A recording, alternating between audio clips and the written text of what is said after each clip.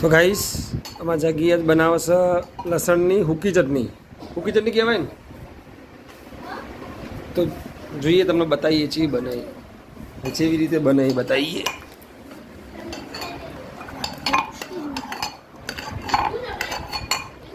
અને શેકવાની તળવાની નહીં, ખાલી તેલ ને એવું નાખવાનું. શું કરવાનું?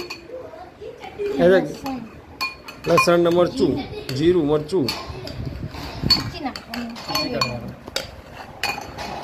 તૈયાર.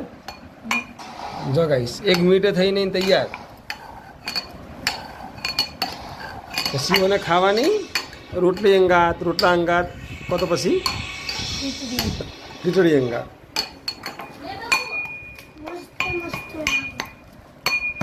બબુ ચટણી ખાવાની તારે નહીં ભાવતી? ચાલ આમાં બબુડી તીખું નહીં ખાતી. આજે શા ખાવાની? તા ખાવાની વિધિ.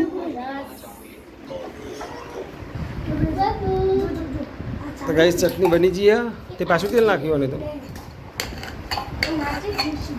તો ગાઈસ બની જાય એટલે દેખાડીએ તમને.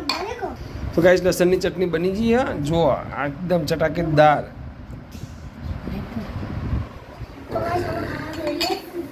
અમારા દેશી રસોઈયા.